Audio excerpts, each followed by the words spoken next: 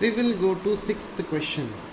Sixth question says that a body of mass 4 kg is accelerated upon by a constant force, travels a distance of 5 meter in the first second and a distance of 2 meter in the third second. The force acting on the body is, you need to calculate that. So what are the given data? Mass is given, m is equal to 4 kg, and in the first second it is traveling a distance of 5 meter and distance of 2 meter in third second. So constant force is acting, so acceleration is constant. So in first case, let me write S is equal to ut plus half at square formula. What is S? 5, which is equal to now u into 1. It is retardation, so half a into t square. T square is 1. Let me call this as equation number 1. Second case, what is the distance traveled? 2 meters. So in 3 seconds, the distance traveled is 5 minus 2. So it is 3, which is equal to now u into 3 minus half a into t square. What is t square? It must be equal to now 9. U must be equal to 9, which is equal to 3 minus u into t. What is t? 2 second minus half into a into 2 square. It is now 4, which must be equal to 3 meter. It must be equal to 3 meter. Or it becomes now 3 is equal to u into 1 minus half into 5, which is equal to 3. Let me call this as equation number 2. Now we will solve equation number 1 minus equation number 2, which gives us half into a into 4, which is equal to minus 2. So a becomes equal to minus 1 meter per second square. So F is equal to ma.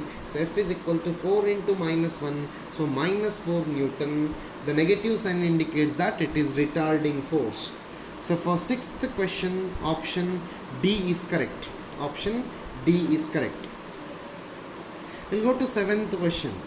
A body of mass 0.05 kg is observed to fall with an acceleration of 9.5 meter per second square. The opposing force of air on the body is, you need to calculate opposing force on the air. So this is now body. The weight is now acting in downward direction. So force due to air is now in upward direction, but the body is now accelerating in downward direction. So what happens now? mg minus force F air, which is equal to ma, or F air is equal to, let me rearrange this now, F air is equal to m into g minus a. So mass is given 0.05 into 9.8 is g minus 9.5. So this comes to be 0.015 Newton. 0.015 Newton means option A is correct. Option A is correct for seventh question. Eighth question. 3 concurrent coplanar forces 1 Newton, 2 Newton and 3 Newton acting along different directions on a body. Options are given. Can keep the body in equilibrium if 2 Newton and 3 Newton are acting at right angle. Option B, can keep the body in equilibrium if 1 Newton and 2 Newton act right angle. Cannot keep the body in equilibrium. Can keep the body in equilibrium if 1 Newton and 3 Newton act an acute angle. So equilibrium condition occur only when total force becomes equal to 0. If 1 Newton and 2 Newton act in the same direction and 3 Newton acts in opposite direction, equilibrium is possible. So here concurrent coplanar forces. So here equilibrium is possible only when 1 Newton and 2 Newtons are acting in the same direction and 3 Newton is acting in opposite direction. So by this condition you cannot keep the body under equilibrium conditions. So for 8th question, option C is correct. 9th question, a ball rests upon a flat piece of paper on a tabletop. The paper is pulled horizontally but quickly towards right as shown. Relative to its initial position with respect to table, the ball, 4 options are given, remains stationary if there is no friction between the paper and ball, moves to the left and starts rolling backward, that is left if there is a friction between the paper and ball moves upward in the direction in which the paper is pulled.